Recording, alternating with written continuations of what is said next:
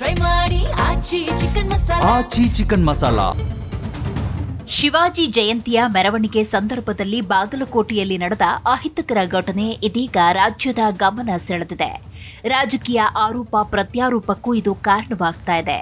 ಈಗಾಗಲೇ ಮುಖ್ಯಮಂತ್ರಿ ಸಿದ್ದರಾಮಯ್ಯ ಇದಕ್ಕೆ ಪ್ರತಿಕ್ರಿಯೆ ಕೊಟ್ಟಿದ್ದಾರೆ. ಕಿಡಿಗೇಡಿಗಳಿಗೆ ಸೂಕ್ತ ಕಾನೂನಿನ ಶಿಕ್ಷೆ ನೀಡುವಂತೆ ಸೂಚಿಸಿದ್ದಾರೆ. ಹಾಗಾದ್ರೆ ಬಾಗಲಕೋಟೆಯಲ್ಲಿ ನಡೆದ ಘಟನೆ ಏನು? ಘಟನೆಗೆ ಕಾರಣ ಏನು? ಸದ್ಯದ ಪರಿಸ್ಥಿತಿ ಹೇಗಿದೆ? ಯಾವ ರೀತಿಯಲ್ಲಿ ರಾಜಕೀಯ ನಾಯಕರು ಇದಕ್ಕೆ ಪ್ರತಿಕ್ರಿಯೆ ನೀಡುತ್ತಿದ್ದಾರೆ ನೋಡೋಣ. ಬಾಗಲಕೋಟೆಯ ಕಿಲ್ಲಾ ಓಣಿಯಲ್ಲಿ ನಡೆದ ಘಟನೆ ಇದೀಗ ರಾಜ್ಯದ ಗಮನ ಸೆಳೆದಿದೆ.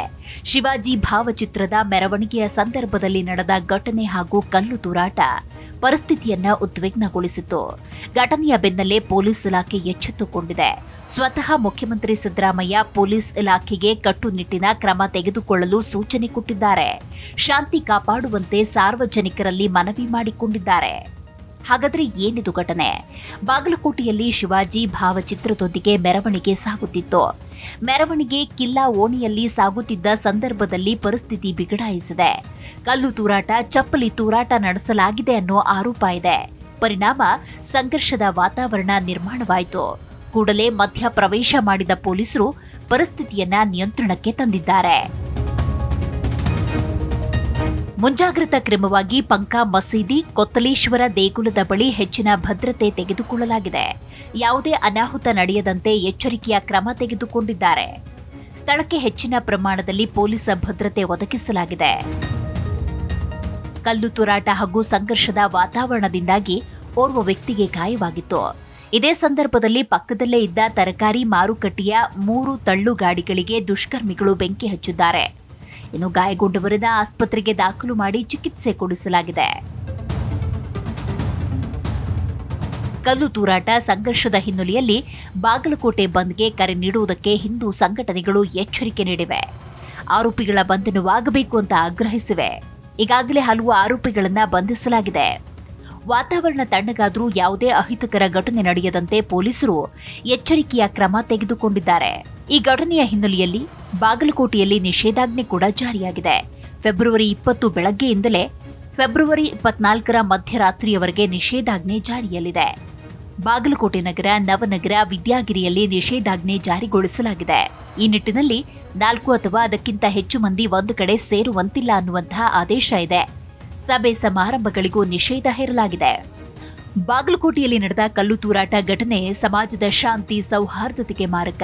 ಇದನ್ನ ನಾನು ಮತ್ತು ನಮ್ಮ ಸರ್ಕಾರ ಬಲವಾಗಿ ಖಂಡಿಸುತ್ತೆ. ಘಟನೆಯ ಬಗ್ಗೆ ಹಿರಿಯ ಪೊಲೀಸ್ ಅಧಿಕಾರಿಗಳ ಬಳಿ ಚರ್ಚೆ ನಡೆಸಿದ್ದು, ನಿಷ್ಪಕ್ಷಪಾತ ತನಿಖೆ ನಡೆಸಿ ದುಷ್ಕೃತ್ಯ ಎಸಗಿದ ಪುಂಡರಿಗೆ ಕಾನೂನಿನ ಮೂಲಕ ತಕ್ಕ ಉತ್ತರ ನೀಡುವಂತೆ ಸೂಚನೆ ನೀಡಿದ್ದೇನೆ ಅಂತ ಸ್ವತಃ ಸಿದ್ದರಾಮಯ್ಯ ತಿಳಿಸಿದ್ದಾರೆ. ಇದೇ ವಿಚಾರಕ್ಕೆ ಸಂಬಂಧಪಟ್ಟಂತೆ ಬಿವೈ ವಿಜಯೇಂದ್ರ ಮಾತನಾಡಿ, ಬಾಗಲಕೋಟೆಯಲ್ಲಿ ನಡೆದ ಘಟನೆಯ ಹಿನ್ನೆಲೆಯಲ್ಲಿ ಕಿಡಿಗೇಡಿಗಳಿಗೆ ತಕ್ಕ ಪಾಠ ಕಲಿಸಿ ಎಂದು ಸಿದ್ದರಾಮಯ್ಯ ಹಾಗೂ ಗೃಹ ಸಚಿವ ಡಾ ಜಿ ಪರಮೇಶ್ವರ್ ಅವರಿಗೆ ಆಗ್ರಹಿಸಿದ್ದಾರೆ. ಇಂತಹ ದೇಶದ್ರೋಹಿಗಳನ್ನ ಒದ್ದು ಒಳಗಡೆ ಹಾಕುವ ಕೆಲಸ ಆಗಬೇಕು. ಶಿವಾಜಿ ಜಯಂತಿಯ ಸಂದರ್ಭದಲ್ಲಿ ಕಲ್ಲು ತೂರಾಟ ನಡೆಸಲಾಗಿದೆ. ಈಗಾಗಲೇ ಇವರನ್ನ ಪೊಲೀಸರು ಪತ್ತೆ ಹಚ್ಚಿದ್ದಾರೆ.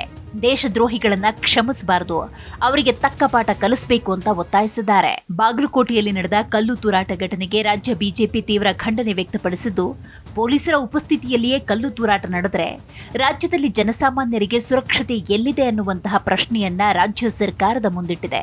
ಈ ಘಟನೆ ಕುರಿತು ಪ್ರತಿಕ್ರಿಯೆ ನೀಡಿರುವ ಬಿಜೆಪಿ, ಕಳೆದ 2.5 ವರ್ಷದಲ್ಲಿ ಸರ್ವ ಜನಾಂಗದ ಶಾಂತಿಯ ತೋಟವನ್ನ ಕಲ್ಲು ತೂರಾಟದ ಮಾರ್ಕೆಟ್ ಮಾಡಿದ್ದೇ ಕಾಂಗ್ರೆಸ್ ಸರ್ಕಾರದ ಸಾಧನೆ ಅಂತ ಕಿಡಿಕಾರಿದೆ. ಬಾಗಲಕೋಟೆಯಲ್ಲಿ ಛತ್ರಪತಿ ಶಿವಾಜಿ ಮಹಾರಾಜರ ಮೆರವಣಿಗೆಯ ಮೇಲೆ ಕಲ್ಲು, ಚಪ್ಪಲಿ ತೂರಾಟದ ಪುಂಡಾಟಿಕೆ ನಡೆದಿರುವುದು ಅತ್ಯಂತ ಖಂಡನೀಯ ಅಂತ ಬಿಜೆಪಿ ಹೇಳಿದೆ. ಕಾಂಗ್ರೆಸ್ನದ್ದು ಓಲೈಕೆಯ ರಾಜಕಾರಣ.